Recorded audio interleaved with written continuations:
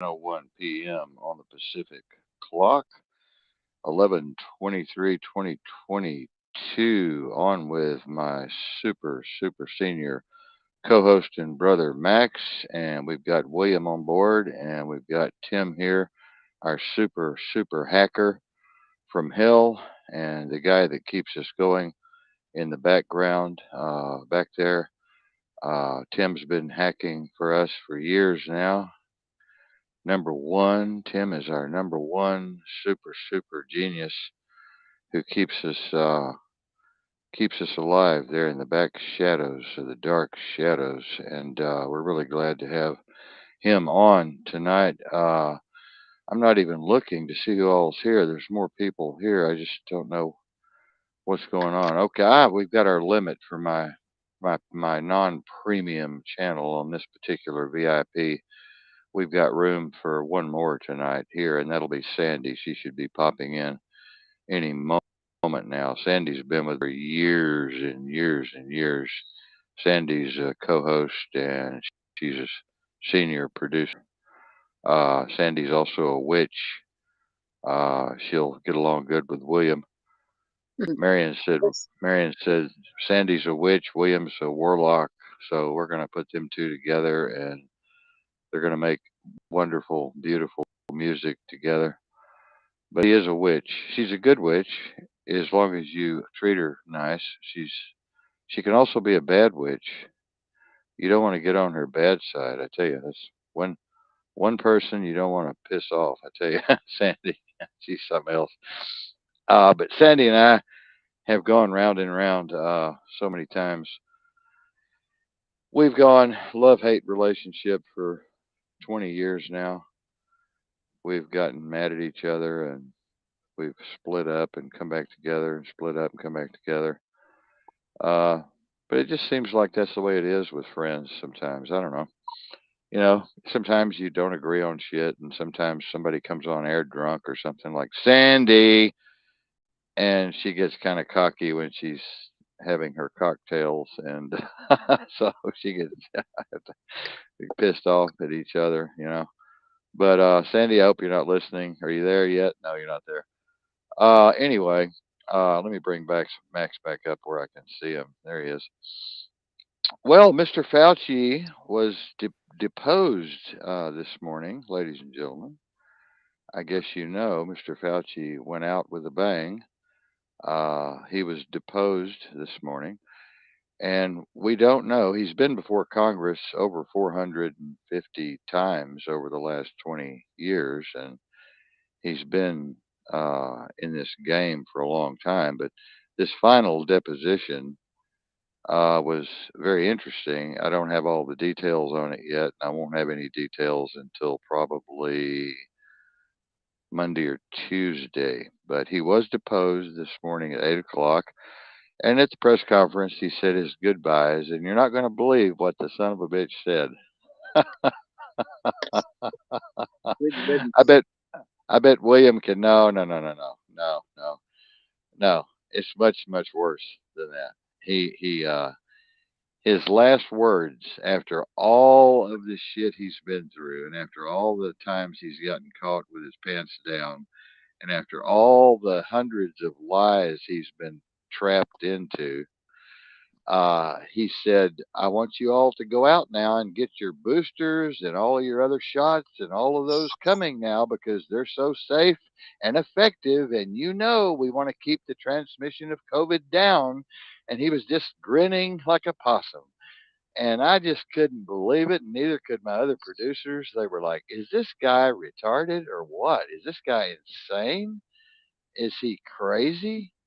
I mean, here he has all of this evidence. Here he has all of this data before him that is so damaging and damning to everyone.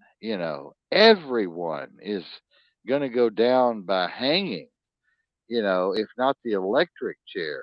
I mean, they've all committed first degree felonies against the state. They're all enemies of the state. And he has the audacity for his last words at the White House podium to tell everyone to go get your COVID vaccination and your booster shot. I thought this guy is smoking some good weed, man. If I was him, I would have just said thank you and good night and walked away from the podium. But anyway, I don't know how his deposition went. He probably lied through his teeth this morning. I don't he probably just lied through his teeth. And I was hoping Trey Gowdy was his main interrogator. I'm not sure if Trey got in on this one, but we hope Trey was the main one, him or um, um, what's his son's name? The doctor um, that's running for president was running for president. The older man that come on, everybody Ron loved. Paul. Yeah, Ron Paul. Ron Paul's son was probably deposing him this morning, Yeah, and Rand and I, Paul. and I love Rand. I just love Rand to death. I just love Rand. He's wonderful. Rand is so wonderful. And Trey Gowdy, uh, he's Mhm. just a hard hitting, hard ball. I mean, boy, you don't want to get before Trey Gowdy or Rand Paul. You don't want to get before either one of those guys in Congress and be deposed or be interrogated by either one of them. But it was very interesting. We've got breaking news. Canada, Max, you'll be interested in this one for all of our people, Max, our people. Uh, they're banning all guns in Canada, y'all. Hello. They finally did it. It's written in stone. They're banning everything uh, down to the slingshot. They're going to be weighing your little BB you put in your slingshot, your wrist rocket. I mean, Trudeau has gone way beyond the mark here. He's gone completely Marxist, communist, Mao, Stalin, crazy. He's banning everything. And this is coming to the United States. It's on its way right now. You guys probably didn't think this would ever happen. Now, the Canadians, as you know, are not very aggressive. They're not very aggressive at all. And they'll probably go along with this for a while. And a lot of our First Nations up there have already filed suit. A lot of our First Nations have filed suit because they make their living hunting, and their subsistence is based on hunting. Their very livelihood is based on hunting, and so they file suit. And then the other support for gun owners in Canada has filed suit. The unions have filed suit, and a few other militia and patriot groups have filed suit there in Canada and Montreal. Um, but it's a terrible thing that's happening here. It's what we've predicted for a long, long time that people said would never happen. And of course, people are saying that this would never, ever happen in the United States. Oh my God, this just couldn't happen here. But it's coming. And if you want to listen to Kyler Davenport, I've never missed a prediction in 19 years. It's coming. It's just around the corner. So tell all of your friends they better buy up all the guns and all the ammo they can cram in the closet right now because it's coming. It's coming. It's just around the corner. The only people that are going to be allowed to have guns are the ones that are coming to kick your door in and blow you up and rape your wife and take all of your jewelry, all of your bling bling. So make damn sure you load, lock, and load now because it's over. Game over. They're coming. The Nazis are coming for your guns. Okay. Now, the Canadians, this didn't hit them so bad because they'd already taken away their handguns and a few other things. So they're kind of like, well, we figured this was kind of going to happen. But, I've got a feeling people are going to get fed up with this shit after a while. I mean, come on. eventually, it's going to just they're going to just keep pushing and pushing and pushing until they're going to push the wrong person over the cliff. And you know, uh, more breaking news: the World Health Organization. Biden just signed another midnight bill. I'm surprised, William, and you're not up on this, William. Biden just signed another midnight bill. The World Health Organization has taken over the world. They have taken over Congress, they've taken over the House, and we've got unelected officials now calling the shots on all of the emergency actions that are taken on pathogens, lockdowns, and mandates, and arrests and detentions, and they're in full armed control. They have no oversight whatsoever. None. No whatsoever. Now, listen to this, Max. These are non elected officials running your life with no oversight whatsoever. None. They could call a national emergency tomorrow for bird flu and have us all locked up tomorrow. And there's not a damn thing the Congress can do about it or the House. There's not a damn thing the Supreme Court can do about it. They rule over the Supreme Court. They've given them carte blanche. Max, your opinion on this bill that's been signed, sealed, and delivered? Yeah, they done lost their mind. They've always had a eager way about trying to figure out how they're going to rally us all up into bunches to lead us towards those guillotines they bought back in 2008. But anyway, they trying to find a way to regulate us, and utilizing the WHO is the best way to do it. So, when it comes to that, because once again, they're utilizing that word, quote unquote, health. You know what I mean? So Oh, it yeah. it kind of like put people in a scary situation. It puts fear into people, so that it's a great tool to utilize once again for fear mongering. But when it Hmm. comes to regulating our rights and uh, our constitutional rights. Hell no. Regulating our weapons and deciding what to, when to, and how to, and what time or where war should take place. Hell no. How our food should be put together or put out, rationed out, and stuff like that. No, no, they shouldn't have no type of say so in that, because we know that they'll be biased, most definitely biased. Now, of course, they want full and ultimate domination and control. They said this in their documents. I read into 2,400 pages down into some other uh, classified documents that I received a couple of weeks ago. They've got full ultimate control over the House, the Senate, Supreme Court. They're ruling the game. They're running the game. They've been fully militarized, by the way. I didn't mention that. They've been fully militarized, and they're going to be armed and dangerous.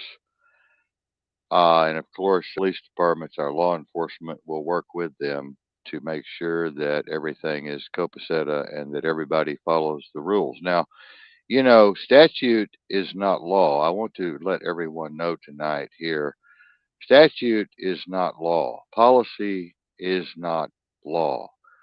When a police officer or a law enforcement officer comes up to your window at the car and says, "Sir, this is just policy that you need to step out of the car," fuck you. Uh, I don't work under policy. I don't work for your corporation.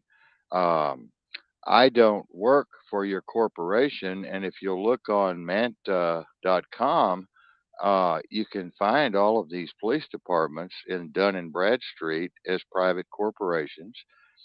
And I don't work for your foreign corporation. Well, they'll argue with you. They'll argue with you. What are you talking about? Are you some kind of sovereign citizen? Well, that word doesn't exist. That's an oxymoron. You can't be sovereign and be a citizen. You can be an American national. So you tell them I'm an American national. I don't work for your foreign corporation. Therefore, you have no control over me. Boy, they don't like to hear this kind of thing when they're standing at your window and you've got it down about this far and they're asking for your passport or your papers or your driver's license or your insurance. Well, a bill was signed a couple of years ago, which I'll put up on the screen tomorrow night. You don't have to have a driver's license in the United States. Period. I've got 9 statutes from the Supreme Court. I've got 9 statutes from the Supreme Court. Uh, Plus, I've got all of these cases that set precedents on these original court cases. You don't need a driver's license to drive in the United States. You don't need tags for your car to drive in the United States. You don't need insurance for your car to drive in the United States. You don't in the United States. You're free to travel without molestation, without being stopped and harassed and bothered. You're free to travel the highways and byways free of any harassment from any private, corporate, foreign agent. But people still bow. We all still roll the window down. Yes, sir. No, sir. Can you fuck me up the ass? Go ahead. I've got some Vaseline in here in the glove compartment somewhere. We all still start shaking and nervous, and the sweat comes out and the beads up, and but they don't have any power over you. I keep, and I can tell people this, and even myself, I still get shaky when the cops get behind me. Not as much because we have law enforcement written all over this damn unit, but if I'm in my private car, which I don't have one, we're all squad cars. But if I had a private car and I was out doodling around and a cop got behind me or a couple of them, I would start sweating some beads. I mean, everybody, it's just natural. It's a natural response mechanism, you know. And but they have no power over you. If you state your position and you stand on your rights and you stand on the Constitution, they have no power over you. Now, you're going to have to argue with them to the point of saying, if this continues, we're going to have a shootout here, and one of us is going to get killed. You have to be willing to die for your rights. You have to be willing to die for your rights. Okay? And if you're not willing to die for your rights, then poo on you. I'm sorry. But, they have no control over you whatsoever in this space time continuum, okay? It's all a ruse, it's all fiction, it's all color of law. It's all color of law, folks, okay? It's not constitutional, okay? It's not constitutional. It's not in the Bill of Rights, okay? And all of these cases have already been settled. They've already been settled, okay? All of the smart people know that these are foreign agents working for a private corporation. They're no different than a Brinks guy or a Wells Fargo security guy that picks up money at a bank, pulling you over and saying, "Hey, buddy, I'm going to give you a ticket." They're no different than a mall cop, a security guard. Okay, but yet people are terrified of the police. Okay, we've got to get through to people. We've got to. We're not going to get through to people. We're not going to get through to people.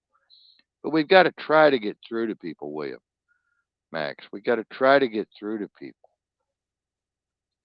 And this is so ingrained. This fear of law enforcement is so ingrained in all of us. William, you'll have to admit, it's ingrained in us. It's ingrained in the consensus reality of most people, yes. And you'll have to admit, William, that you would be hard pressed to say, we're going to have a shootout and one of us is going to end up on the ground if you continue to threaten to break my window and pull me through this window and pull me out of this car and damage my car and steal my passport, which you're holding in your hand, and my driver's license, which you've stolen from me, which is my property. Come on, William, you'd be hard pressed to say, give me my property back now, and no, I'm not getting out of the car if we have to sit here all night. Call the sheriff, call your supervisor. I want your name and badge number, and you are being recorded. And this is under the Constitution of my United States constitutional rights. You have no control over me whatsoever. Now, you would be hard pressed to say that, wouldn't you, William? And I know, and Actually, I know, and I know Max would because he's black. actually, about 20 years ago, I handled that kind of situation. Traffic stops, I could probably talk for about 5 hours on. The basically a traffic stop is basically a license is asking permission, some otherwise, which would be illegal. So the license that I carry is for Social Security trust account. And I simply lend my conscious physical capacity and the trustee capacity of that Social Security trust account, which is already established in the Social Security Administration office.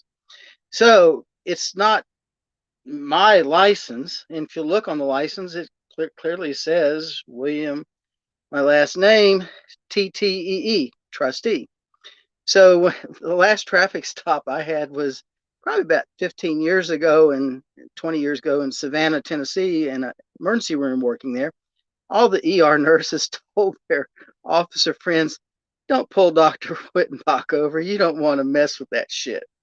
Because they all get a constructive legal notice within 10 days. Constructive legal notice, demand, caveat, and they can't answer it. So everything's dropped. So, but again, like you're saying, most of the Americans don't. How do you have any rights if you don't know your rights? The only reason they can actually legally stop you, like is your point, is if you have a license tag on the back of your car under commercial Interstate Commercial Pact You're Act, whatever. contracting with them, and the only reason they can stop you is if you're under commerce. You're working under commerce. Right. You're Correct. transporting for money. Yeah, like you're Correct. a cab driver or you're a truck driver transporting goods and services and so forth. Or plumber or electrician in an electrician truck. But if you're just Correct. a common citizen going to the store to get your children some milk, they have no authority over you whatsoever. But the average citizen doesn't understand that. Absolutely. And of course, white people. The reason I brought up here's salt and peppers here tonight. We're here to educate everybody. It's like white people feel a little more comfortable in their part of town if they get pulled over by an officer and they're kind of hootsy tootsy and they've got a nice home on Monaco Row over there. They feel a little less scared. It's like, why did you pull me over? Oh, I'm just so upset. But a black person is like hands on the wheel. Oh my God, I'm going to get killed any goddamn minute. It's like it's normal for them to profile black folks and they profile Hispanic folks and they profile Asian folks and they profile. And this is another thing that needs to stop. It needs to stop. And I'm going to tell you something. I understand officers because I've been out there. Okay. I've been out there. Okay. I understand the fear that an officer has when pulling over, say, four black guys are in a car and they've got their boom box going 10 decibels and they're boom, boom, boom, boom, boom, boom, boom, boom, and they're low riding and the officers, they're over on the south side of the tracks and, this one white officer is going to pull these four big black guys over. Well, it's a little fucking scary. Max would even admit, come on, Max. I mean, come on, Max. It's a scary fucking thing. Yeah, scary. It most definitely is. I mean, no matter where you're at in the world, you walking up on a car with four individuals in it, and you're by yourself, you're gonna be scared, But most likely, being an enforcer of the laws, knowing that you've created this hyper extended reality of we got to kill each other. We're really the enemy when we're all citizens, or we're Right. all, as for lack of better terms, but we're all citizens and should be treated as such. But instead, they'd rather, profile us and assume that we all have a weapon when they come up with the weapons on them. Like, bro, I tell them all the time, like, bro, you have the weapons. I don't have any weapons on me. You have the Right. weapons. Right. Stop, But cut that. I'm using the black analogy because of racism is trapped in the minds of white officers. I've worked with so many officers. The racism is there and the fear is there. And oh, black guys are dangerous. Black guys are dangerous. Oh, they're carrying guns and weapons, and they've probably got a trunk full of AK-47s, and they're probably going to do a big dope deal. And oh my God, we've got to get ready. It's like it's crazy. It's insanity. That just goes off in their mind when they see this kind of thing, and they see some white lady dressed up in a nice church hat going to church on Sunday. They're not like, they're not scared at all. And then you hear about that granny out there on the highway in Florida who was pulled over, 73 years old, and the officer came up and said, "Ma'am, you were speeding." And she says, "Yeah, I was." And he said, "Well, where are you going?" And she said, "I'm late for church." And he said, "Well," he was just kidding her, and he said, "Well, you don't have any weapons or anything in the car with you, do you?" And she said, "Yeah, as a matter of fact, I do." And she pulled a 357 Magnum out of her glove box, fully loaded, and pointed it right at him and said, "Yeah, this is all I got." And he was just died laughing. He just went off crazy laughing. This was, but then you've got your sovereign citizen. You've got your sovereign citizen, which is an oxymoron. It's anyway, it's you don't have you got these people that are calling themselves sovereign citizens, which it's not. You can't be sovereign and you can't be a citizen. So, but you still have cops that believe in sovereign citizens because people are calling themselves sovereign citizens, and they're dangerous, and they're all considered a danger to humanity. They're all considered extreme danger, extreme felon stop, enemies of the state, killers. Uh, you know, and they look at bumper stickers, they profile you, you know, and if you have any kind of a flag on your car, like the rebel flag, that the rednecks put on their vehicles, you're going to be pulled over there, and that's a dangerous thing because these sovereigns, they'll shoot you. They'll just shoot a cop. I mean, they'll boom. He comes up to the window, boom, you're dead. So I understand the fear. I understand the fear. You never know who you're going to pull over, and you cannot judge a book by its cover. You cannot judge a book. When you're a cop, you cannot judge a book by its cover. You can't. I've seen some of the most well dressed people in some of the finest cars carrying around $250,000 in their trunk, going to do a big dope deal, and they look like Sunday go to meeting preachers, all of them, and they're just as educated as they can be. So you can't judge a book by its cover. So the cops have to be ready for anything at any moment. They have to be ready, and I understand that. But I also understand that there's been a really hyper degree of fear going on with everyone. As Max said, everyone's tense, everyone's afraid, everyone's paranoid, everyone's on guard, everyone's ready, on the trigger, guns fully loaded and ready to go. And so it's a dangerous situation out there. And I was going to mention tonight that um, in today's world, everyone is an adversary. And I wanted to get y'all's opinion on this. Not you, William, because you're so fucking half full. But everyone is an adversary. Everyone is a confrontation. Back in the '60s when I grew up, we met and we had communication. We had social intercourse, what is called social intercourse in the higher circles of learning and communication. Nowadays, it's a confrontation. When you meet someone at the supermarket or in the parking lot, you could move into a confrontation just that quick. And you can't trust anyone today. You cannot trust people today. You never know who's just going to kill you. You never know who's going to just pull out a knife and stab you just over a general conversation. Do you have a cigarette, buddy?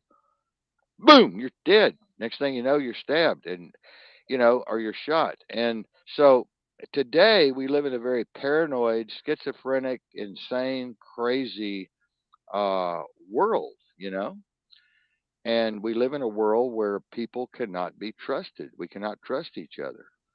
And that is a shame. And I think that's a great stress on people psychologically and physically and philosophically and spiritually. I think it's a really heavy burden to bear. I think it's a really heavy burden to carry around. Even back when I ran with my hood and my crew, there were people on the crew that I couldn't trust. We couldn't trust. There was always somebody stealing a little extra here or pulling a little extra there, trying to get their own thing going over on the other side of town, and there was always some shit going on, man. And you learn, you learn, these people get close to you. We talked about this last night. People get close to you, and you got to worry about people that try to get close to you, and they're coming from the outside. Maybe one of your friends made you acquainted with them and said, "Oh, this is Bill, or this is Rex, and he's a friend of mine. I've known him since high school, and he just wants to kind of get to know the crew, play a little pool, whatever. Come in the studio." I don't know. I, I'm not. I'm immediately red flags are going up all over the fucking place, all over the fucking place. You know, uh, I'm not going to trust Rex or whatever his name is. I'm not going to give Rex a break. I'm going to run Rex through the fucking mill, even if I let him in. I'm going to run him through the fucking mill, and I'm going to have him vetted nine kinds of ways. I'm going to have him checked out 10 kinds of ways, and so you can't trust anybody. And if you find a crew, pardon me for using that word crew, but I'm a shot caller. I've been down the road. So if you find a crew you can trust, you better treat them like gold and silver. You better treat them good. You better treat them damn good, man. You're loyal people, man. You're loyal people. People that you would go into a firefight with. People that you would go on the front line with to watch your back. People that would take a bullet for you, man. And you got to test people today. You got to test your friends, man. It's sad. You got to test your closest fucking friends because they could know you a year, 2 years, 3 years. Next thing you know, they're wiping your ass out. They're taking everything you got. They're throwing everything they've got against you. Every secret you've ever told them is now out in the open, and they're blackmailing you with it. Now, so that's just something I wanted to say tonight because that's what's happening today. We live in a very paranoid, schizophrenic, psychotic society, and we all have to be aware of this. And it's a sad state of affairs. It's a very sad state of affairs. And, Mary, I want to say y'all need to really send Marion some energy and some prayers. She has been working with me on so many of these cases now that we've run this one case all the way to the White House, to the Bush family. She's taking it really, really hard. This assassination attempt on our life has finally caught up with her, and she is in a bad shape right now. She's producing tonight. She's here, but she's just calmed down over the last 3 to 4 hours. I thought she was going to lose it completely today, this morning. I thought I was going to lose her. Um, these undercover, uh, missions that she's run with me the last two or three, and then all of my undercover work in the dark state has gotten to her, and all of the information that we receive, top secret and beyond top secret and classified, and all of the contacts that we have has really, really, really hit her hard. She is so educated and so aware of what's going on in the world today. And myself, I really don't see how I stay sane at all. I should be probably insane, but I don't want to be locked up again. You know, the last place I want to be is in jail or in some mental institution, and I'm sure y'all feel the same way. Um, and there's no place to run now. I mean, I felt like here the other day I wanted to run to a priest, and I'm not even Catholic. I wanted to run and just grab a priest by the cloak and have him hug my neck and kiss me on the cheek and just say, "It's all right, brother. I love you." I mean, that's how crazy it gets around here. I mean, you get to a point where you don't know there's nobody you can talk to when you have these PTSD fits like I do. Sometimes I have so much information in my head about how many you know, millions of children are being slaughtered all over the world, and how many children are being aborted all over the world, and how many people are starving all over the world, and how many people in Europe are freezing all over the world, how many how much corruption. All of our governments are corrupt, all of our politicians are corrupt, all of our leaders are corrupt, all of our non-elected officials are corrupt, all of our agencies and entities and organizations are corrupt. And we've got all of this mind control technology going on, and what Max was talking about last night, the environmental toxins and all of the GMOs and the fluoride and the chemtrails and the mind control and the Project Mockingbird and MK Ultra have become so sophisticated with GPT 3 and 4 and 5, and now they're really coming down with the gun controls coming, and now the new pathogens are coming, and the new lockdowns are coming, and now the World Health Organization has taken this major role in governance and taking over the global situation under this one umbrella of the private business government partnership under the World Economic Forum. It's enough to drive anybody fucking insane. And I was thinking tonight about William's little grin he's got on his face all the time. I'm wondering if William's even really all there. I mean, if you're not sad and you're not depressed and you're not literally freaking the fuck out, there's something wrong with your brain. There's something wrong with your goddamn brain. I mean, I don't give a goddamn about all your chakras and all your fucking tune ups and all your goddamn energy and collective consciousness and all of your goddamn ontological bullshit paradigms and whatever. I don't even want to talk about that tonight. If you're not fucking so goddamn depressed and stressed the fuck out and fed the fuck up, there's something wrong with you. You've already been hit with the goddamn voice to skull technology, and you've already been taken over, and you're already a goddamn zombie, an idiot zombie.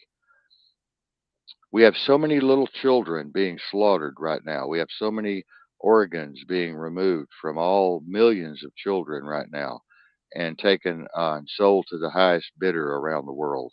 We have so many people being slaughtered and so many people being beheaded and so many pregnant women being killed and having their babies ripped from their stomachs. And we have so many children being sex trafficked around the world from 6 years old to 12 to 14 that I deal with every day in the millions.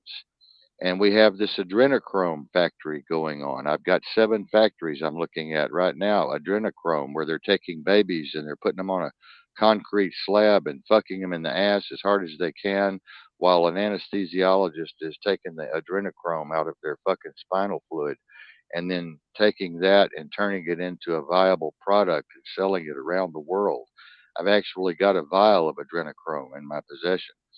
And I have friends who are working on undercover operations right now and covert, overt operations right now to shut some of these places down. This is a big deal. And so when you know all of these things and you realize that we live in such a corrupt, nasty, diabolical, dangerous fucking place, it almost makes you want to give up. It almost makes you want to die at times. Because I look at these people that I interviewed on the street the other day that said, "Oh, I just go to work, go home, and watch Netflix, and my husband and I are drinking beer and we're barbecuing tomorrow night, going over to Grandma's house." Well, those are just goddamn retarded people. They're just goddamn zombies, is all they are. And that's what's wrong with America today, and that's why we've gotten ourselves in this fucking ditch that we're in. That's why we've dug ourselves this fucking hole, is because people are so goddamn stupid and so goddamn lazy.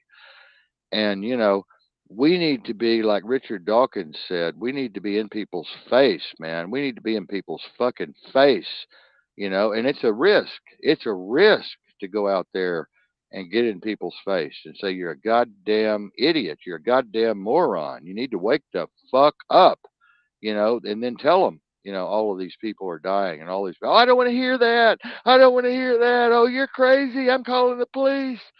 It's, I mean, people don't want to hear this kind of thing. People don't want to talk about this kind of stuff.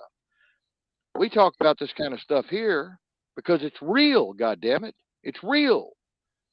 It's happening. And people don't want to hear it. They just don't want to hear it. People were telling me all day today, Happy Thanksgiving. Happy Thanksgiving. Did you get your turkey? Did you get your turkey? And I said, yeah, we molested all of these goddamn Indian children. We burned their fucking huts down. We cut their fucking guts out for fun. We threw knives at them for fun. We had knife throwing contests. We fucking sicked the dogs. Columbus had dogs that were just meat hungry, flesh hungry mongrels. And he turned the dogs loose on all of these natives, and they killed all their animals, and they ruined their land, and they just destroyed millions of natives. And we're having Thanksgiving, you ignorant, stupid motherfuckers.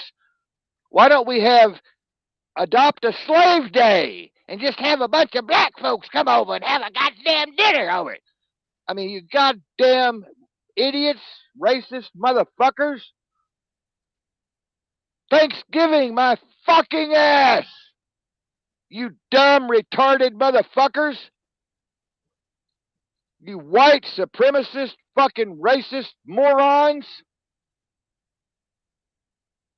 God damn it, it pisses me off. Thanksgiving, my fucking ass. Christmas, my fucking ass. They're already playing goddamn Christmas music. Makes me fucking sick. People can't pay their goddamn light bill. People can't pay their goddamn water bill, their gas bill. They can't fucking eat. And we're going out here and spending. I've got goddamn mothers up here who are on welfare spending 400 goddamn dollars to buy their goddamn little snotty nosed motherfucking brats from a mother from another daddy who, I don't know who the daddy is, which daddy had to what baby, buying these goddamn kids all these goddamn toys that they'll never fucking play with. And then they come to me, can you loan me some money? I can't pay my electric bill because my little boy had to have toys. I want my kids to have toys. I'm like, you retarded fucking bitch. You fucking whore. Why don't you just go out and whore yourself out, bitch? You dumb fucking bitch. I told a girl that this morning, as a matter of fact. I said, you dumb fucking bitch. Take those goddamn presents back to the goddamn store and feed your goddamn kids. Any comments? People have to reach their breaking point, and they haven't yet. Yeah, well, you can see I've reached mine. And you express wonderfully. I'm tired of all the goddamn hypocrisy and bullshit and lies and propaganda and misinformation and disinformation and programming. And I'm sick of fake ass fucking people. And I'm sick of stupid fucking people. I'm sick of it. I'm sick of stupid fucking people. This country is in the fucking shithole, and it's going to stay in the goddamn shithole. And it's getting worse by the fucking second. And I don't care how fucking educated any of you out there think you are, I'm more educated than you are. And I'll tell you right now, I'm a researcher from hell. I've been researching over 23 fucking years. And I know what's going on in this country. And I've been behind the dark walls, and I've been in the dark state. I've infiltrated the deep state. I know what's going on down there. And I know what's going on up there. And I can tell you right now, we're living in some kind of a goddamn science fiction movie. It's goddamn crazy. It's insane. It's fucking insane. We are sitting ducks. We are fucking cattle going to the fucking slaughter, okay? We're cattle going to the slaughter. And all of you new age nuts out there with your glasses half full, you're going to be the first ones on the goddamn FEMA train, okay? Because I'm going to be kicking your goddamn ass. I'm going to go to Kmart and buy one of them ass kicking machines, and I'm going to turn that motherfucker on. I'm going to kick your fucking ass right on the FEMA train. But I'm not going. And like Max said, they got all those goddamn guillotines. Why do you think they ordered those motherfuckers? Oh, that would never happen in the United States of America. They would never guillotine people. You're talking about Soylent Green or some shit. Well, what about all those goddamn coffins that Alex Jones found with the governor, Jesse Ventura? What about all the coffins I went out to Georgia and found? Over 230,000 fucking coffins hidden away in a farmer's pasture 14 miles off the road. And they were moved in 5 weeks after we got there and exposed the whole thing. What do you think those coffins were for? Each one of those boxes held 5 bodies. You think they were there to plant fucking tomatoes in? Or maybe some taters? Max, what do you think? Man, I think it's absolutely crazy. Like I was at the movies the other day, and I was sitting there, and I was like, wait, it's a week before Thanksgiving, and they are pushing this movie, pushing this movie on people, the Black Panther movie on the people to go watch it, and it's like this is just before Thanksgiving. But that's crazy. People are just gonna spend money. Yes, they're gonna spend money to see this. Then right before Christmas, they're gonna have the Avatar movie a week before Christmas. So I was like, bro, Avatar, yeah. and people, yeah, people are gonna watch it. I'm like, and this is gonna take out away it's gonna be as a gift to the kids, but like it's taken away from their families, and no one gives a shit. They're still gonna find a way to produce for the fake holiday that has nothing to do with anything. The only thing that they can tie it to is it's about family. It's about coming together. Well, you're supposed to come together throughout the year, not just one day out the year, or when the system says or the program says this is the time. They could create any day. Just right. Well, they said they was eating hawks on Thanksgiving. People be eating hawks, right? No, no, I would never eat a hawk. If it comes in a day to celebrate and they put it on your plate, you're going to eat that shit because you have no choice. You love to follow. You're stuck in the program. You're going to do as they tell you, as they will, as thy will. You're going to do as they tell you. So, once again, you're right when it comes to the aspect of them being lost up here with following and constantly believing that there's a light at the end of the tunnel for them. And of course, and of course, going on. people like you and I, we're the enemy. We're the arch enemy of these people. They think we are insane. They think we're on drugs. They think we're crazy. We're conspiracy theorists. We're nuts. We're enemies of the state. We're communist. We're socialist. We're Marxist. We're something. You know, we're perverted. We're nasty. We're whatever they can come up with. They don't want to hear the truth. They want to make us the bad guy, the boogeyman. They want to make you and me the boogeyman. We're the boogeyman. Yeah. Freedom of thought, freedom of choice, freedom of speech. Freedom is about to be snatched about because once again, there's censorship. It's never about freedom. It's about censorship. This way, like I always go back to the same way Germany and China operates, Taiwan, Tokyo. They operate under censorship. That's the way that they keep things under control. And with the way that the cameras is going and the way that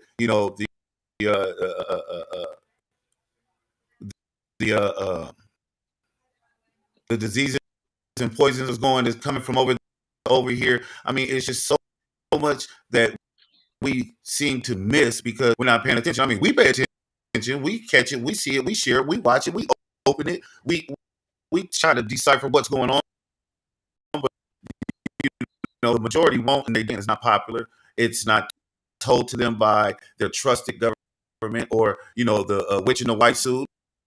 No offense to the good witches, but the bad witches in the white suit. Right. try to Right. convince you that everything's gonna be okay. Need to eat healthy. Just take this medicine. And it's like, wait, hold on, time out. That Yeah. medicine, I Yeah. can't Yeah. even eat healthy with the medicine because the medicine, if I eat healthy with the medicine, the healthy is gonna kill me when I'm taking the medicine. Like it's just so many Let different things. let me tell you what the WHO is doing, and then I want to get William's opinion on this. The WHO is banning all natural supplements and vitamins. They're banning all natural businesses. They're banning all natural naturopathic medicine. William, what's your opinion? They don't have any jurisdiction to do said, what you just stated. Well, yes, they Um, do. They have full control, sir. They've been given full false control, sir, under the National Security Act. Under a bankrupted USA Inc. corporation, which is bogus. Well, they still have been given the power, my friend. Okay, and I don't accept that power. if I'm a mob boss and I make you a made man, or I'm a gang leader, which I used to be, and I give you power, then you go out and you do whatever the fuck I tell you to do. And if I give you full power, then you have full power to go out and kill as many people as you want. If they diss me, if they fuck the group, they fuck the crew, it's your power. And that's That that's exactly what the WHO is a fucking gang. They're a it fucking is. gang like MS-13 It is, and I would shoot back because I don't or grant them any power. Touch Locos or East Side Locos, which I'm friends with Scorpions, Hell's Angels. You know, I've been friends with all those biker groups. I've infiltrated all those biker groups. I got friends in those biker groups. And it's just like that. It's no different than the Cosa Nostra. It's no different than the Cosa Nostra. It's no different than the mob. It's no different than the syndicate. And here we are living under this regime, this diabolical totalitarian regime under soft martial law at this time, and people don't even realize that they're going to slaughter, like Soylent Green. This is Soylent Green. This is 1984, George Orwell. This is Nostradamus coming alive. This is John of Patmos coming alive. This is Revelation coming alive. This is the apocalypse. This is the reset. This is, you're going to own nothing and you're going to be happy. They're telling everybody now. Klaus Schwab just came out and said, you're not going to own any more cars. You're not going to own any more houses. You're not going to own any more boats or motorcycles. You're going to have to get it from us. We're going to tell you where to go, when to go, how to go, and who to go with, and where to go, and when to come back, and how much you can purchase when you're out. Man, that I don't I was accept that.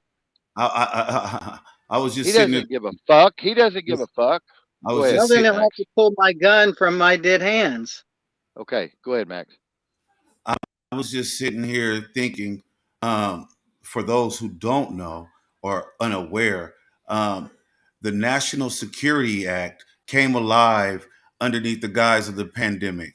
Whenever there's a social pandemic taking place in the world, the National Security Act takes over all jurisdictional laws or rights and constitutions. They run that. That's how the World Health Organization became um, in power to do so through the National Security Act. That's all I wanted to say. You're right. You're right. And the president, all he or she has to do is activate that word. These are all words, these are all vernacular, this is all language, this is all linguistics. These are words, these are symbols, these are numbers, and these are also hypnotic suggestions that are going into people's minds, and they're using these masterful public relations techniques to get people to follow along with all of this bullshit. And they're selling it as a wonderful thing, like I think William said earlier, or you, Max. They're selling it as a paradise, as a utopia. They're selling it as a beautiful, wonderful, utopic world where everybody, when you hear social equality, you better run and hide. You better get your guns loaded when you hear the two words social equality.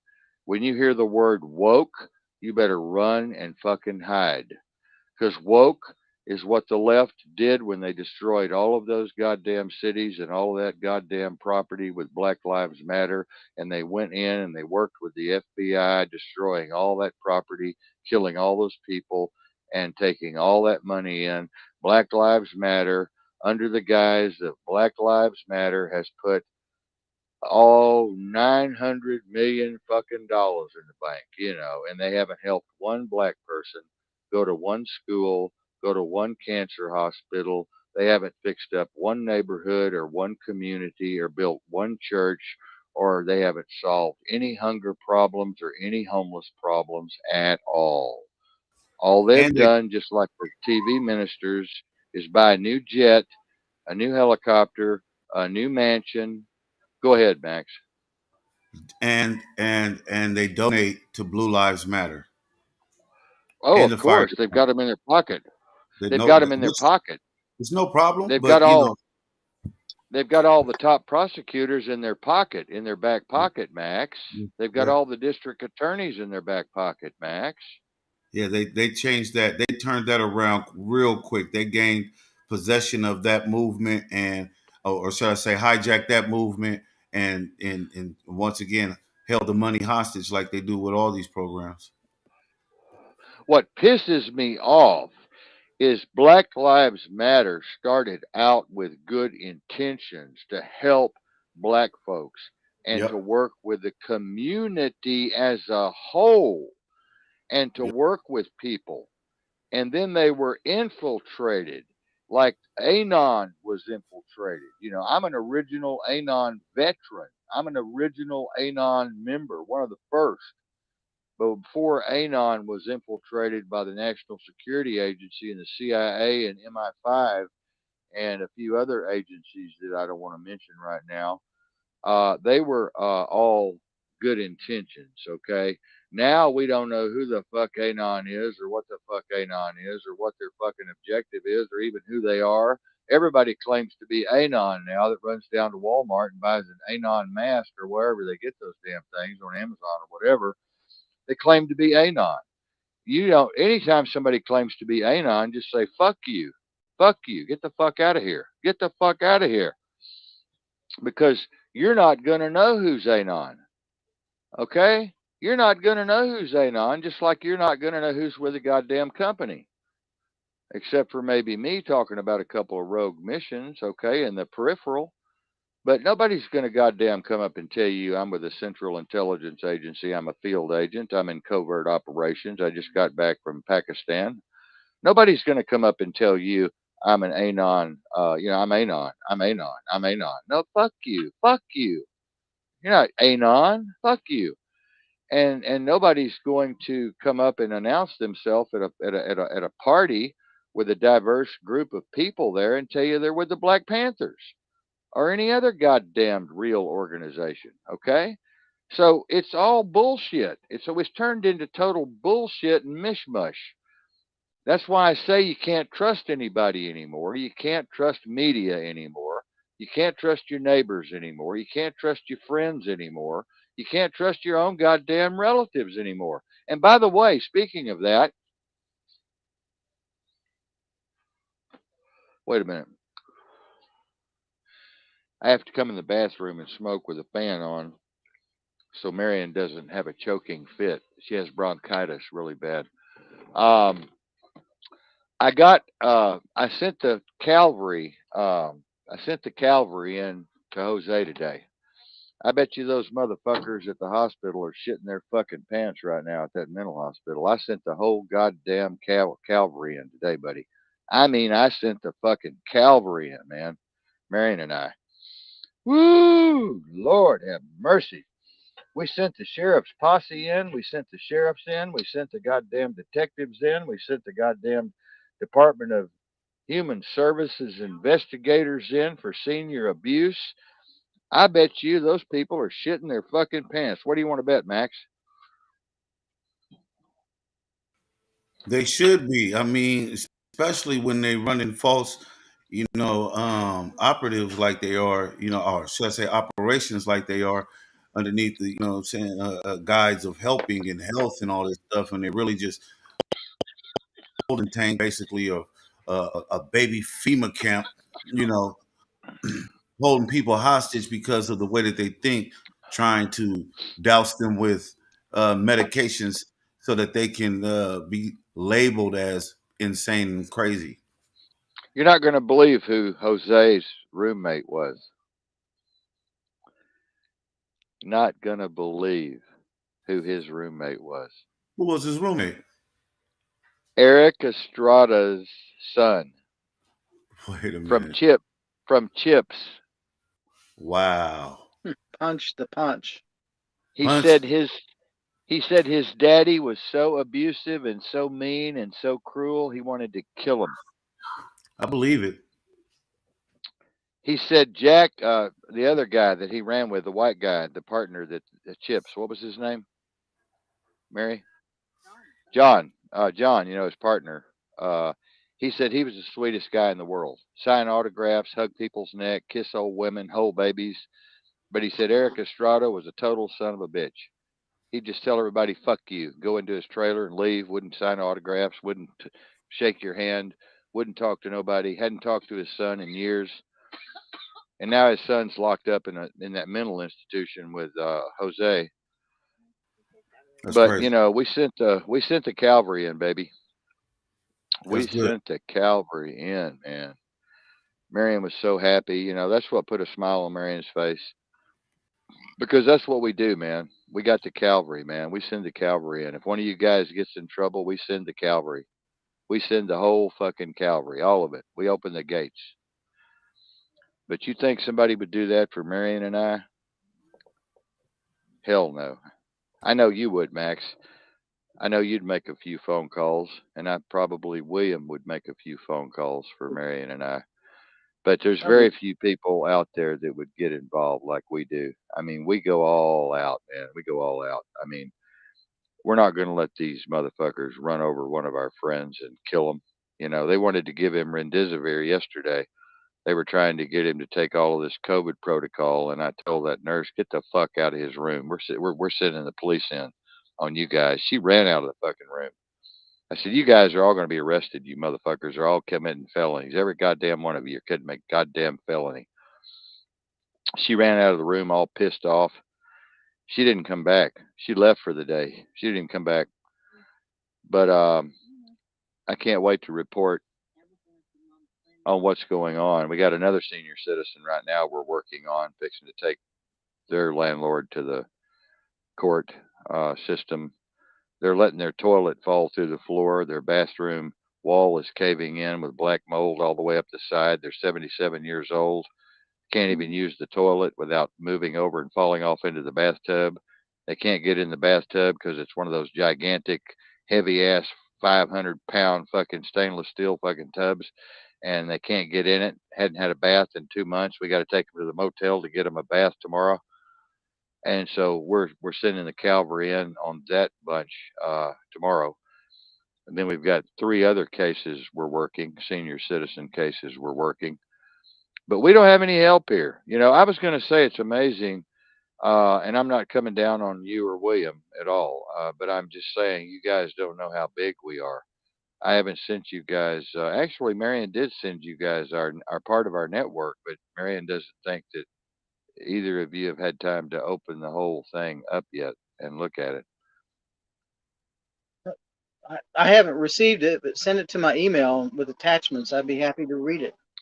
Okay. And Max will do the same for you. Our our network is so massive.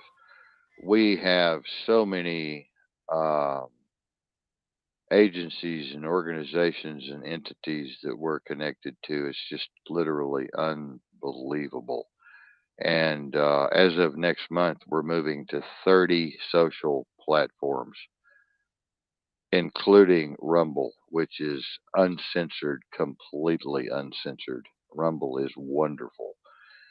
So we're going to be expanding tremendously. And Max, if you've got any musicians out there who are unsigned and on your label and in your care, bring their music when you're ready, and we'll play it here. Most definitely. Most definitely. And they'll get a lot of play. They'll get a lot of publicity, a lot of exposure here. We've gotten a lot of careers started here, over the years. Um, but yeah, COVID-19 to CBDC, total control coming over my red list right now, coming over my news feed. CDC, WHO taking over world global dominance as we speak. Totally amazing. And they're going to have to pry the gun out of William's hand. They are Absolutely. coming. They are coming. They are coming. And I tell you what really pissed me off. I knew they were coming for the naturopaths and the homeopathic doctors. I knew they were coming. Max and I talked about that. I knew they were going to come eventually, open up and just openly come for them. And now it's here. Now it's here. WHO's been given the full support, and of course Pfizer and Moderna, Johnson and Johnson, and all the rest are behind it 100%. They want to synthesize everything. They want to take it to the lab and synthesize it, turn it into something they can profit from. They want to shut down all the mom and pop stores. They want to get rid of all the natural health food stores. That's going to be a thing of the past. Uh, Stem cell meat just got approved by the FDA. Did you guys hear about that, or is that new breaking news for you too? You're going to be eating stem cell chicken here in the next few months. They grow it from a petri dish. They grow it from stem cell, one stem cell. And then they feed it, like they're doing our babies now in China and Russia. They're growing them in vats. We're growing babies in vats now, vats full of fluid. And of course, the umbilical cord is connected partially to a computer and partially to an anatomical structural feeding program, feeding tube. So we're not even, you don't even have to be a woman anymore to have a baby. We're having them in vats. We don't need women anymore. Men are having babies. In Russia, they had the first man that birthed the first baby. We don't even need women anymore. What do we need women for? We don't need women anymore. So this is crazy. This is insanity. Total insanity. It's a sci-fi movie playing out. It's a sci-fi movie, but we're in a simulation. I keep telling everybody we're in a simulation. Nobody listens. People listen, but they don't get it. They don't get it. They don't get it. They don't get it at all. They don't get it.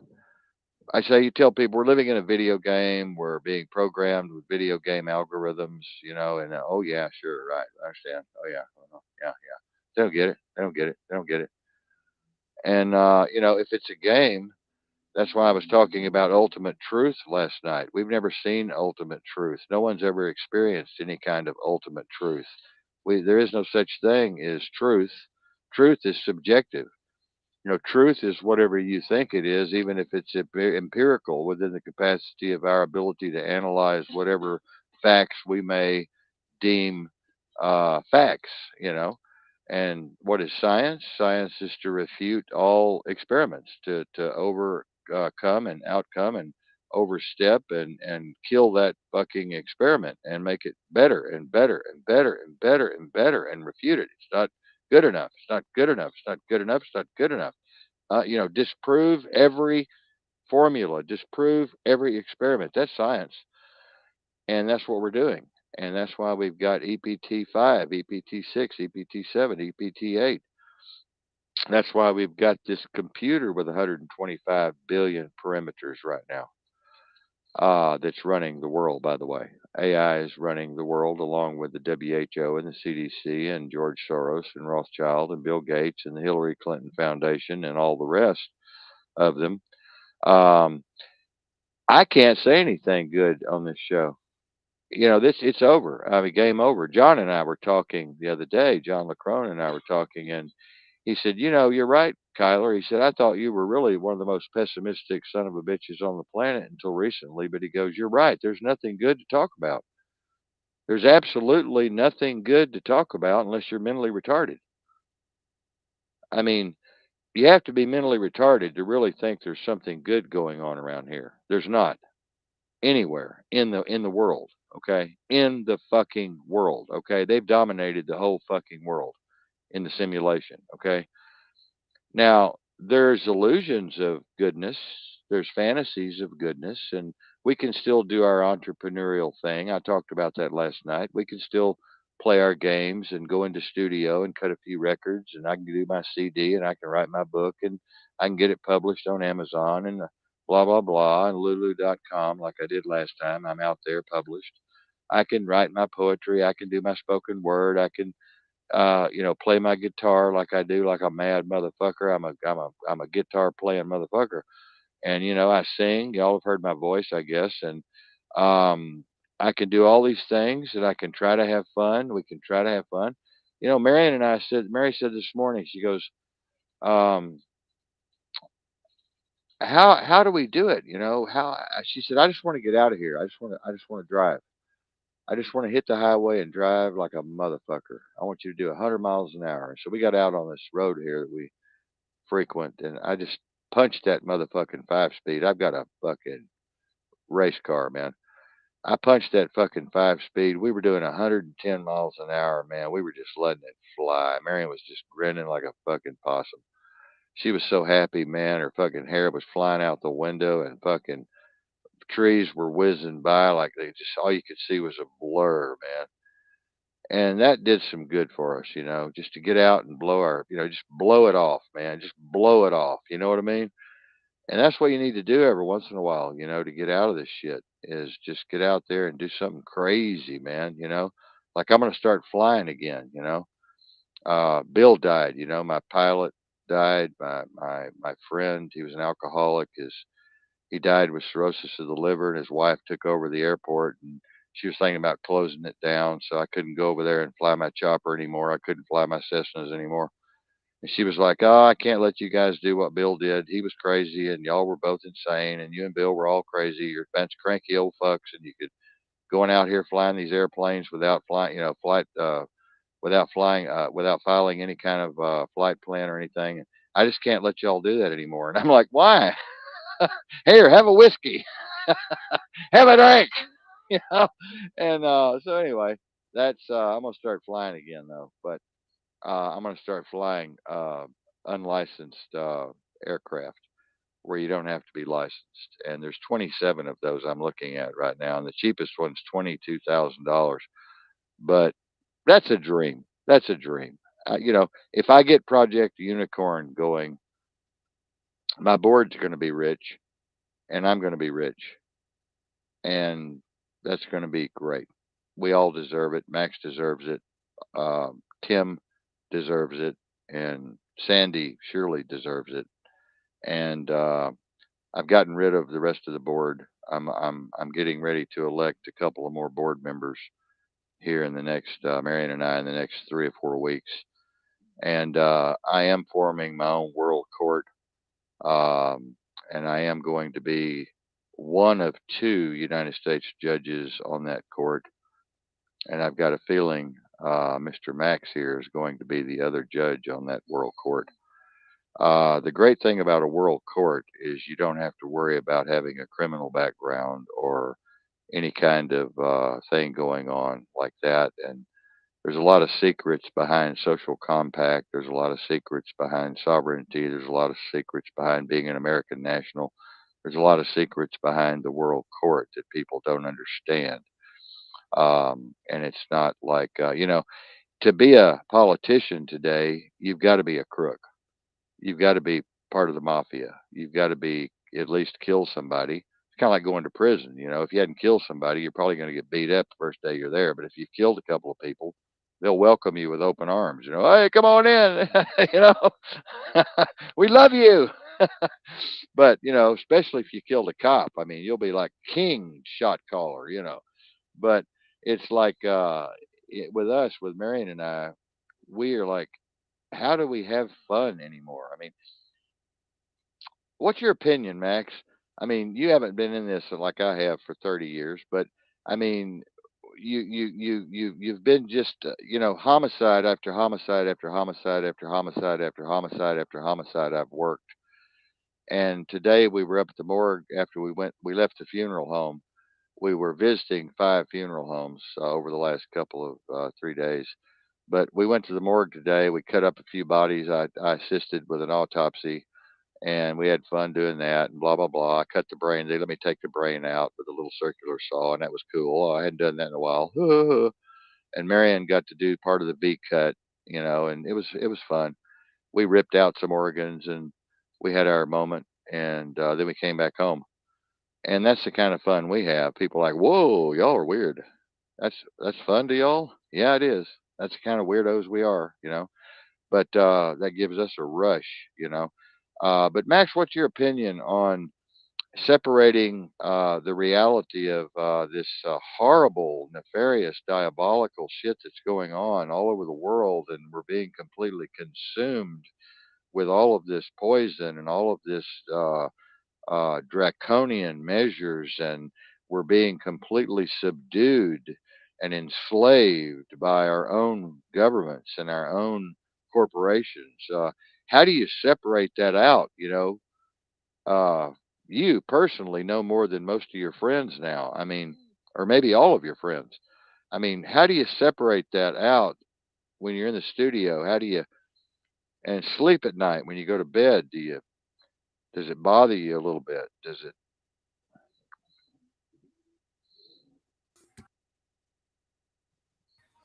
Yeah, yeah. It like when I go in the studio, I have to zone the world out. If I don't, then I'll be caught up in a rut where I don't want to be. So I have to zone out and I have to focus on lyrics which are being written, which are most of the times relating to world issues or world problems, or common issues or common problems. Um, when it comes to separating, one thing that I do is cut the TV off. A lot of people ask me about the sports. I don't watch them. A lot of people ask me about news. I don't follow it. I mean, if it's on YouTube, or if it comes across Twitter or Facebook or something, and I'll check it out that way. But I really don't watch the news because it's always on a constant repetitive. No Sports Center. I don't. All that is constantly being repeated and constantly being repeated. So it's part of a programming, as I always say. And once you recognize that inwardly, that they are trying to program you, then you start to see and hear differently when it comes to what you're reading and what you're hearing, and or should I say, what you're seeing. Um, it is and will be a constant fight for us and people after us who are trying to shed light on the situation. Whereas, um, you say these holidays, the biggest fight and the constant fight we always have are the holidays, trying to get people to realize that these things are just now. It's not what it used to be or what it ever was. And how you get them to realize that the sports is, constantly being utilized on you and pushing your mind away from, what it is that you really need to be known. I got on Facebook and said in one of my posts, you really tell yourself that, knowing the Bible is more important than knowing your Okay. Constitution. You know what I mean? You have to have that discussion with your children. Which one are you teaching your children first? Is it about God, or is it about their constitutional rights? Which one is more important? Right, Because when right. it boils down to it, they need to have these things memorized. I myself included. Like, I need to get that locked into my head even better than what I have now. So when I am confronted with certain issues, I'll know how to address them better. And doing that, so there's I need always to a lot of things. I need to get a I need to get a constitution for dummies because I'm such a genius. I don't understand Roman numerals. So I'm like I look at Roman numerals and I'm like, what the fuck is that? line, cross line. What the fuck is that? Where am I? Where the fuck am I? I don't know what the fuck this number is. I never I never gave a shit about Roman numerals, you know. I never gave a shit about metrics, you know, but I'm a genius in math, but I never gave a shit about the metric system. So it's like fuck the metric system, you know. The closest I got to that was converting kilograms and to whatever milligrams, and when I was a paramedic, you know, I could do my basic conversions, you know, for 3.3, you know, divided by blah blah, get your kilograms. But you know, as far as you know, Roman numerals, I'm like, I need to get a constitution with simple for dummies. One, two, three, four, five, six, seven, eight. Y'all get me one of those, would you? Find me one with just numbers Yeah, on it. it'll work. It'll work. It'll work. It'll work. So yeah, it'll work. It'll work. But the kids, you know, the reason you don't want to teach them the Bible is because it's not a Bible. You know, we talked about that. We had a meeting today. Actually, it was a short meeting, but we talked to a couple of scholars, a couple of friends of mine who are biblical scholars, and they admitted that we don't have a Bible today. We don't. We simply don't have a Bible. It doesn't exist. Never did exist. It was always oral, and then we started to write, and then we got the printing press, and then we got the propaganda, and then we got the politics, and then we got the aristocracy, and then over the years, all the history happened, and everything changed and was translated, transmuted, and transferred, and overturned, and you know the political bias came in, and then we don't have a Bible. So you know the only, like I talked about, the red letter part of the Bible is the only part that you can really read, or Proverbs, that's really good for your children, you know, to get the basics. Teach them Proverbs. Let them read the psalmist. You know, the psalmist is pretty good. And if you like a good love story, Song of Solomon is good, you know. And other than that, keep them away from the Old Testament. That God was insane, motherfucker, man. That was one crazy motherfucking God there, let me tell you. Son of a bitch, killing pregnant women and tearing kids' heads off and burning people at the fucking stake and wiping out millions of fucking people just because he had a bad fucking day. Fuck that God. That's not God. That's some maniac that man created. I believe in the real God. That's my God, the one in here, deep in this heart right here. That's the one I believe in. I don't believe in any man-made book or Bible. I don't believe in any goddamn King James bullshit or New Age bullshit or New World bullshit Bible or any other fucking Bible. I'll burn the fucking Bible. I've already burned one Bible. I burned two Bibles. No, I burned three Bibles. I burned them at a party one night, and a bunch of rednecks were like, "What the fuck are you doing, man?" I go, "I'm barbecuing, you motherfucker." They go, "You're using the goddamn Bible. Start the fire." I'm like, "Yeah, that's all it's good for." So anyway, that was a great conversation we had that night. It's kind of like burning the flag. I'm a flag burner too. You know, our flag, it means absolutely nothing, nothing whatsoever, nothing. Our flag means nothing anymore.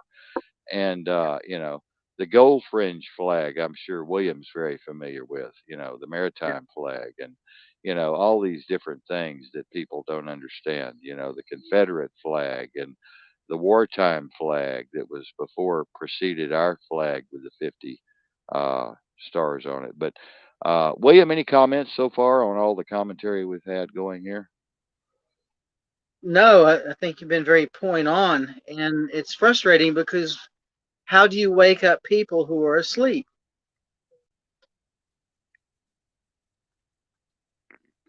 Gotta be loud. Well, I've go ahead, Max. You gotta be loud. You gotta be loud. You gotta be loud. You gotta be loud. Super loud.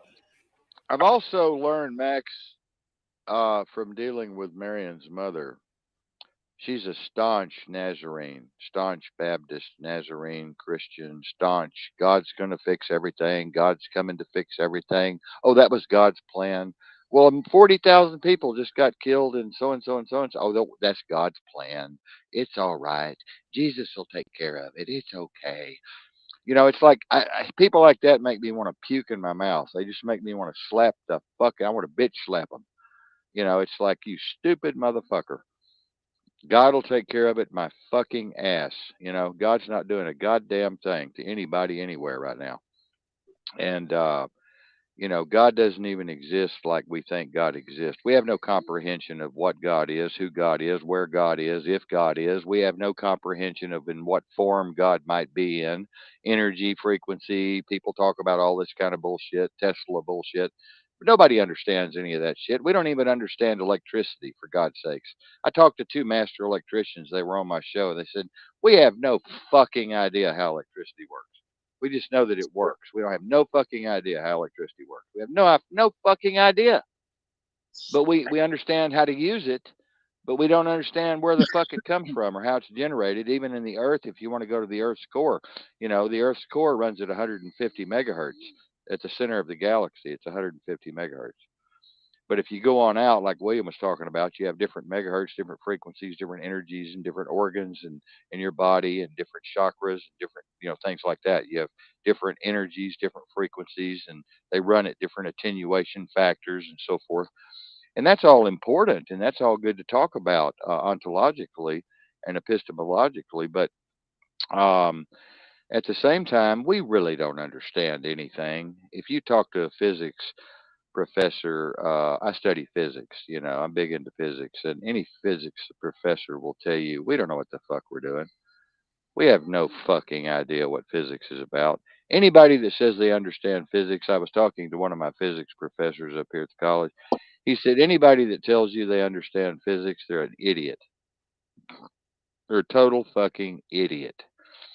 He said we're playing around with advanced mathematical concepts and constructs that we really know not much about. And if you want to know the truth about it, we've reached the limit of our mathematical capability, he said. And he's been in physics for 35 years.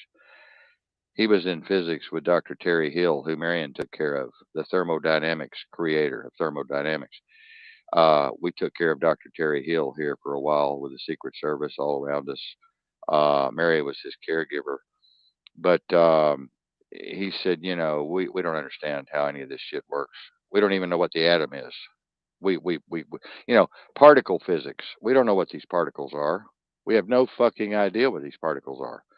There's millions of them, and we've only identified a few hundred of them.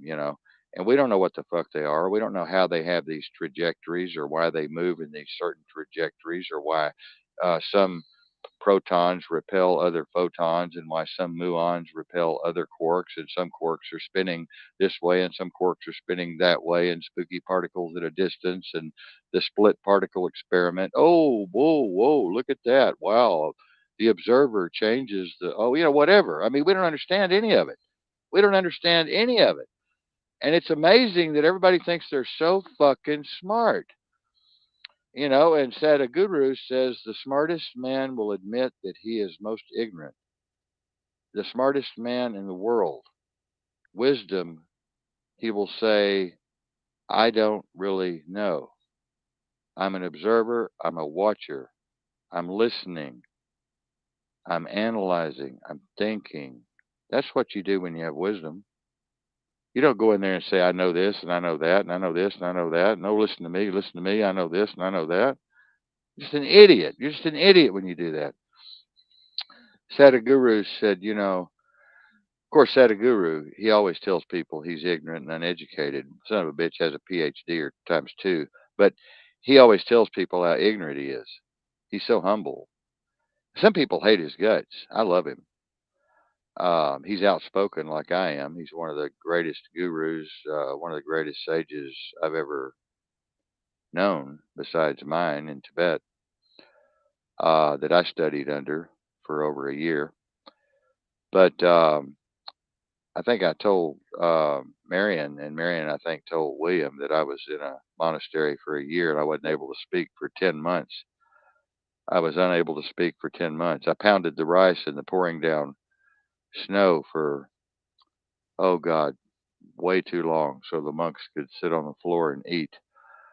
I pounded the rice, I pounded the rice, and I pounded the rice, and I pounded the rice, and my back was so beat up. I've got stripes all over my back. I'm a Zen monk. I'm a Zen Buddhist.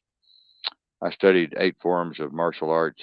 Um, while I was there, I studied 8 forms of martial arts. We used to have to walk down 38 flights of concrete uneven steps on our knuckles and our bare toes. And we had to do that 50 times every morning. And I bled so bad for 3 months that it was unbelievable. And I had to keep walking on my bloody knuckles. And my Zen master used to beat me. Your Zen master, they hit you with a stick all the time. You'll be out pounding the rice and they'll come out and you'll say something stupid and they'll hit you with a fucking stick. And it's like, wow, that was fun. But everybody needs to experience Zen Buddhism. Zen Buddhism is so cool. Uh, what a sense of humor these Zen Buddhists have. I mean, they'll keep you laughing until you fall off on the floor out of your chair. Zen Buddhism is, if you're ever going to study Buddhism, study Zen Buddhism. And if you're ever going to read a good book, read the Lotus Sutra. I've read the Lotus Sutra twice now. I also recommend the Tibetan Book of the Dead, which is beautiful, beautiful, beautiful book. And I also recommend the Bhagavad Gita, which I've read 3 or 4 times now, and several other books that I'll recommend over time. Um, People don't read enough nowadays. You'll have to admit. I know Max, you and William both know that people don't read anymore, and most people that do read at a fourth grade level, and they're graduating high school. And people that do read, they don't comprehend what they read. I'm a speed reader. I can read a 150-page book in an hour.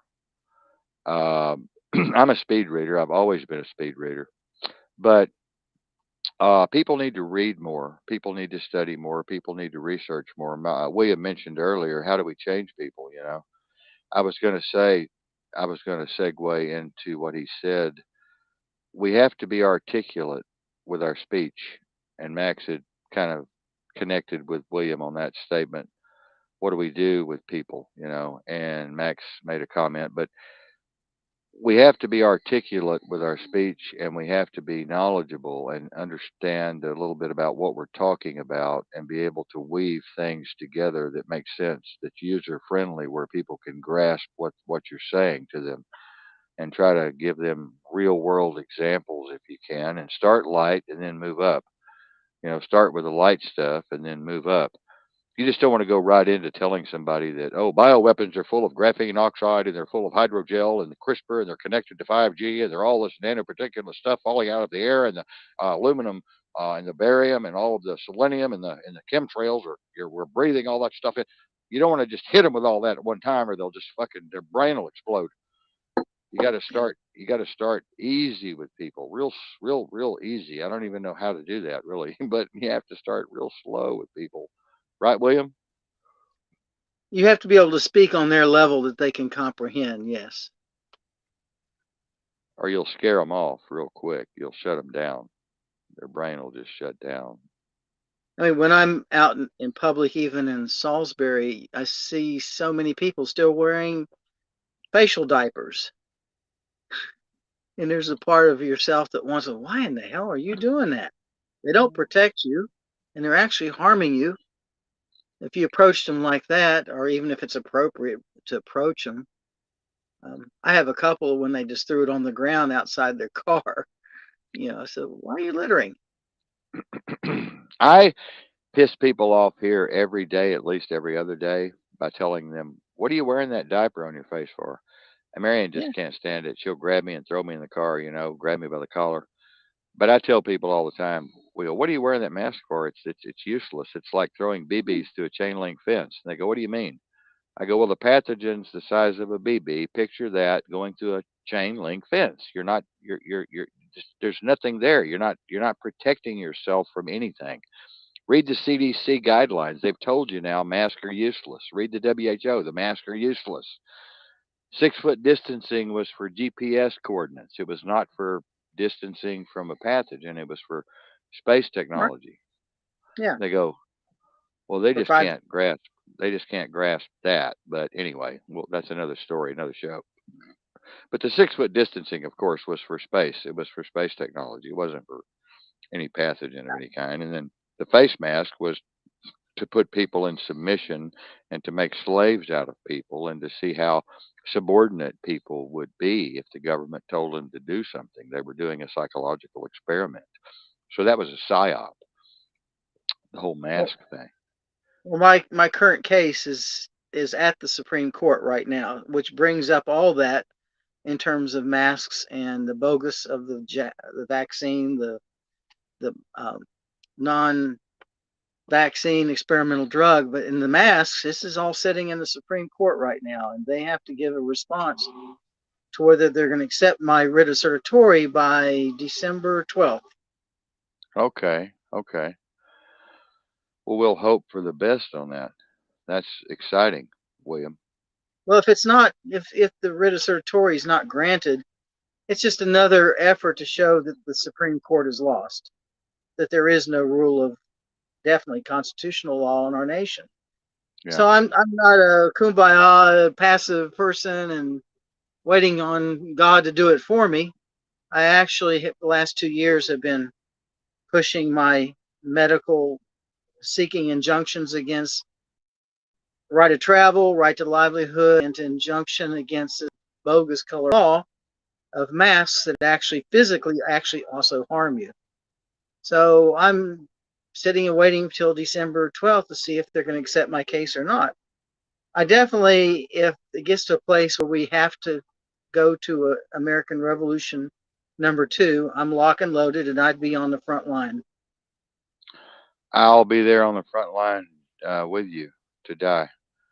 Yeah. That's where I want to die is on the front line fighting this enemy, this this ardently diabolical, nefarious, dangerous enemy that has no conscience whatsoever and no No. caring for the people at large. Um, I hope it doesn't come down to the point where we have to stand on that front line and die, but I will. And Marion is ready. I'm not going to tell you all what we have here, because if I did, this SWAT team would be here knocking on the door within 30 minutes. But we have something here that definitely you wouldn't want to come around here and try to take us anywhere. When I was doing Is medicine in Florida in 2015ish, one of my really nice patients actually shared that he had a underground bunker on his property, and he's lock and loaded too. He was even aware those then. those are selling for they start at 25,000 and they go up to 3.5 million. And my friend Bill bills those. I've got a friend Bill who bills those, and he's backed up 3.5 years as of this morning.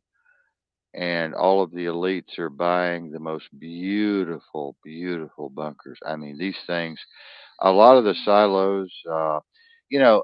We could talk about that for a moment before we go off air. You've got most of you have underground cities within 100 miles of you. Max does, William does. Mm-hmm. You just don't know it. You have to go and do the research. A lot of your cities have salt mines in them that'll hold 5 to 7,000 people, 12,000 people. Uh, Ohio has a salt mine that'll hold the whole population of Ohio. They've got caves, they've got underground cities. Dallas, Texas has underground cities. Where we are here, we have underground cities. There's underground cities all over the world that are fully manned right now that the military have put together, and Oh, there's thousands of people manning these underground cities that run anywhere from 3 floors down to 25 floors down to 30 floors down to a mile down to 2 miles down. Some of these are natural, partial natural structures, and others were built with man-made equipment with natural structures. Um, William and I the other night before you came on, Max, I think we're talking about the new technology they're digging these holes with, these tunnels with. They're so amazing. It's unbelievable. They're digging at such fast rates today. William blew my mind and said that I was wrong even. They're digging so much faster than they used to. It's just it's uncanny. It's unbelievable. The technology's there. It's just on the surface, most people do not understand.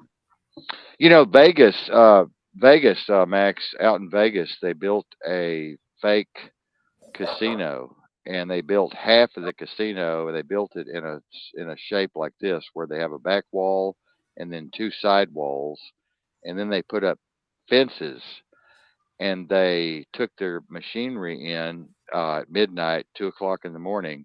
The military would bring in equipment and assemble it, and they built a underground city under Vegas, and then they connected it. It goes all the way to Washington D.C. It goes all the way to San Francisco, New Mexico, Arizona.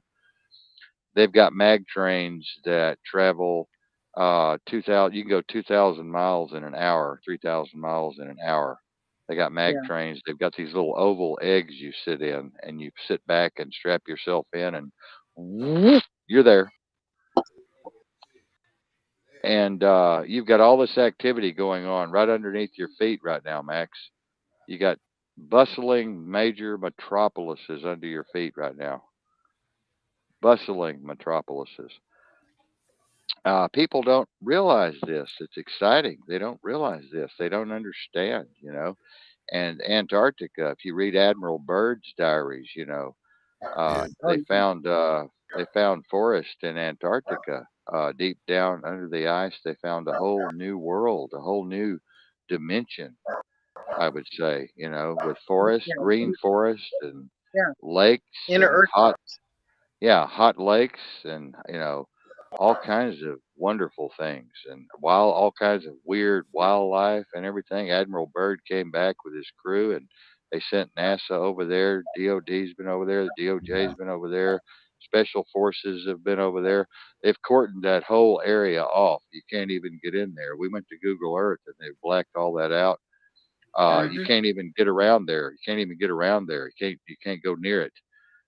There's something going on there big with the extraterrestrials. They've got an extraterrestrial base under there with ETs, and they've got also ETs underneath the ocean in the Pacific and the Atlantic, mostly the Pacific. I've seen the extraterrestrial ships going underneath the Pacific Ocean. I swim with the sharks a lot. That's what I do in my spare time. I swim with the sharks in the spring and summer, just to keep my adrenaline flowing. And Marion and I will go out there at 12 midnight, 1 in the morning, and we'll stay in the lighthouse with Charles. And we've seen these big, beautiful, blue glowing ships go into the water, and the water disperses away from the ship. It doesn't even touch it. It's like plasma, like William has talked about. It's some kind of weird anti gravity thing. They go right through the water, just like it wasn't even there, and just go down, and they're gone. And they go down to the Pacific Rift there, the Mariana Trench, 35,000 feet down or wherever they go, and they go into these caves, and then they go down another 35,000 feet or 40, and there's this bustling metropolis under there. Isn't that Oh, yeah. amazing? Yeah. Yeah. Yeah. Yeah. I I checked out shared Admiral. earlier in the last couple of days, Wait a minute, Foundation. William. Wait a minute, William. You walked on Max. Go ahead, Max. Oh, I'm sorry. I couldn't hear him. No, no, it's okay. It's okay. Yeah, I checked out Admiral Broad's story, and I was like amazed and tried to find out what he was talking about. And at a time in 2012 to about 2016, you could look at Antarctica and see the green area and the town, the bustling town that they have in like one area. And it was like, wait, hold on. And Google Maps blocked it out, so you can't really see it anymore. Yeah, they've blocked out a lot of space too. If you're, that's harder to find, but they've blocked out a lot of our space around the Earth because these ships are cloaked up there, and some of these ships are the size of Texas, and they've got them. They're cloaked. You can't see them. They're right there. You can go out in your backyard tonight. They're right there, but you can't see them. They're cloaked, and they're just sitting there, and they're running things around the world with AI, and they're running things with our intelligence divisions. They've been sitting there for the longest time. The moon was towed into orbit 27,000 years ago. The moon is actually a it's not a planet. It's not a moon. It's a spaceship. It's not a moon. It's a spaceship. It's hollow. And then Mars. I've talked to some of the intelligence officers that have been to Mars. Um, I'm not even going to tell you how they got there, but because that's just way out of bounds here. But there's Mars is a very, very highly populated place, very bustling place. It's a training ground for combat soldiers uh, that are having major galactic battles all over the cosmos right now. We're having, just like Star Wars, we're having major battles all over the place right now. And of course, space is so vast that you would never know it. I mean, we can't get it to Alpha Centauri. We can't even reach Alpha Centauri in 1,000 lifetimes. So it's just these ships fly beyond the speed of light, and then they also go through wormholes, and they've broken the time barrier, and they've broken the gravity barrier. So there's all these different ways they travel with fusion technology and all this other type of technology that William knows a lot about, probably more than me. But there's some of the most amazing technologies out there, just unbelievable. And even our own jets now, even our own technology is amazing because we retrofitted and we re-engineered what we found at Area 51 and other crashes around the world. And some of our jets are flying at Mach 10, Mach 12, Mach 20. I mean, some of these jets are flying at speeds that are just unbelievable, 8,000 miles an hour. Go ahead, William. I'm sure you got something to say about that. Well, I would suggest, and I wouldn't recommend it, but if you applied for a patent on a double tetrahedron spinning Yeah, and tumbling simultaneously in zero gravity, it dematerializes everything inside. And if you're in front of a wormhole, it's like a revolving door. You're there. yeah, So some people have been acclimated in a sense by watching the Stargate original movie and the Stargate all the way to Stargate Atlantis. I think that was on purpose too, to get people to realize that, wow, there is such a thing called Stargate travel. yes. So I think one of the biggest centers is in the Big Island of Hawaii. There's approximately 4 Stargates that are major in our world right now, and the one in Hawaii is a biggie. Um, We've set we've set up here on the mountain and we've watched the ships go in and out of the portals. And that was one of the most mhm. interesting things in the world that Marion and I used to do when we were here 5 years ago. We would sit up there and we would watch the space station. Of course, you can see the space station going around the Earth all the time. You can watch it every hour pass by. But we would sit and watch these ships go in and out of this portal. And that was just the most interesting thing. I wish I would have had a camera that would have been sophisticated enough to capture the activity, but I didn't. But it was just so interesting to see that go on. And just literally just coming in and out of the door, just back and forth. Here's a good one for your audience to ponder. Who was the president for 36 hours when Obama, quote, again, I'm talking about President of the United States Inc. Corporation, which is the de facto government, less and less now. Who was the real president for 6 hours when the oath of office was botched? And Justice Roberts had to come the next day to redo it because it was botched. And after midnight, Bush and Cheney were no longer president and vice president after midnight. So who was the real president for 36 hours? The And Speaker of the normally, House. normally it would be Speaker of the House. However, under the corporation bylaws, if you're at war, it cannot be the Speaker of the House. Secretary of the Defense, because you're at war officially. So who Really? was the Yes. Secretary of Defense during those 36 hours? Mr. President Who was it? Robert, Mr. President Robert, Admiral Robert Gates. Robert Gates, Admiral who is Robert in charge, Gates. who is in charge of the most powerful military base on the planet, which is the Big Island of Oahu. I mean, the Big Island of Hawaii, of the Big Island of Hawaii, the Wow. island of the island of ice and fire. We It got to is a go. major. We're late. I wanted to say one thing. I bet people in our audience don't realize I have people all the time saying, well, one thing, let's talk about the black folks going to Africa, and then I'll get to Hawaii. I have black friends who I've had over the years, of course. We're going to Africa. We're going to our people. We're going to go see our people. We're going to go be with our people. And I'm like, fuck you, man. Fuck you. They'll kill your fucking ass. And I said nigga, of course, because they're my family. But we all talk that way when we're in private. Fuck you, white people. Fuck you.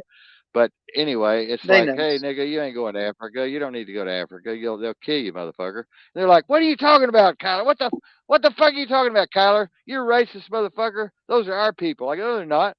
They're not your fucking people. Go to Somalia. Go to Haiti. Go over there. They'll kill your motherfucking ass. Oh, we're going to go to Neiman Marcus and we're going to get the garb and we're going to put on the African garb and we're going to go over there. They hate fucking black people from here. They hate your fucking ass. Did you know that, Max?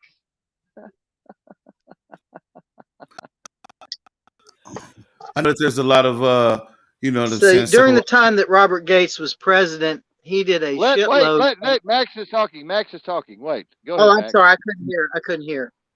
It's okay. There's a lot of separation that is going on between, you know what I'm saying, the two continents when it comes to um how we are looked upon each other. Like, no, not every country in Africa likes us. No, not every person in America likes Africans. So there is a constant rift between the two continents, but there is a type of band-aid trying to be restored. But once again, you go deep into the Congo, and they, like you said, they eat your ass. Yeah, they're a totally different culture. Totally, Yeah, they're even not. if you're black. I mean, it's like Yeah, they don't you're care. not, you're not, you're not with us. You're not us. No, You're no, not us. no, You, you know, no. you know. It's like almost you've been infected by white America. So fuck you. You know, it's like that. You know what I mean? It's like you've been Yeah, infected. We don't that's want your infection. We don't want your infection over here. that's exactly what it's like. Like you you got that shit. No, bro. Nope, you I one of know. them. I know. And you like I what? know. Huh? I know. No, no, we one of y'all. They're like, no, you ain't. You have not been It's raised like here. you're. It's like you're an infiltrator or Yeah, no, something. just like They think you're an espionage. infiltrator. What you coming here to do? I know. I know. I know. I Visit, know. visit, right? You You coming to you visit? come in here. You come in here and sell us some of that Bill Gates shit. That will kill me. Man, man, dude, it's really like that. So yeah, I and know. because of It that, is. there's a separation. Because of that's the separation. You you know, it's Well, the divide and conquer. Asians and Chinese have the same problem. Yeah, they do. They have and Japanese. They have the same problem. So it's not Yeah, just in the black community. no, it's a But it's anyway, a world issue. we got to go. I love y'all very, very much. Tim, our audience, everybody out there, you're wonderful. You're fantastic. You're all just wonderful. And I'm so happy to be on these five or eight platforms we're on tonight. We're going to go up to 30 social platforms, man. Woo! And we're headed that way next month, guys. Wow, 30 fucking platforms. Man, oh man. It's gonna be just unbelievable, and we've got some computer folks coming in that are going to do some dream weaving code, and we're going to really hit the top of the Google map there. So, and we're building our own social network, which is very, very good for us too. We're building our own social network, and it's going to be small. It's going to be small. We're not trying to be big shots here, but it's going to be big enough to where we can put our .net in there, and our board will be in there, Max, and our your music, Max, and all of your stuff, and all your videos, and all my videos, and me and you coming together and doing shit on Venmo and on Zoom, and all of our. We might even do a Saturday show every month or so, and then Max and William and I'll do some shit. We'll all just, it'll be exciting. It'll be exciting, and no censorship. no censorship. We'll have our own social platform. And then Project Unicorn is going to take off. It may be in the spring, but I hope we don't have to wait that long for that $1 million. But, you know, we got to do what we got to do, right? So I'm going to share the money freely with my board and my executive board, and we're all going to. I'm tired of begging for dimes and nickels here, man. I mean, we've got money, we've got enough money to take care of ourselves, but we need real money. And Max, you need real money. I mean, come on. You need a new studio. You need to be able to go out and spend $5,000 if you need to on a goddamn piece of equipment and not worry about it. And that's what I want to do is I want to help my friends do what they need to do to accomplish what they need to accomplish. Right? That's what it's Amen. all about. Yes, That's what sir. it's all about. That's what it's all about. And if we can't lift each other up, then we don't need to be together. You know, and that's the way I look at it. You know, that's the way I look at it. And I'm kind of like the mafia, man. I mean, if we're together, we're fucking together. You know, and if I was with you right now, I'd slice my hand and we would shake. You know, and we would do the candle thing and we would do the dripping of the wax on the. Oh, it's a neat ritual. But yeah, um, I love y'all, and I'll see you tomorrow night. I think we got one more night here, don't we? No, we Yes, got we two more do. nights. 2 more nights. Yeah, Love you, I'll brother. see you guys. See you guys tomorrow night. And tomorrow night we'll talk about something totally different.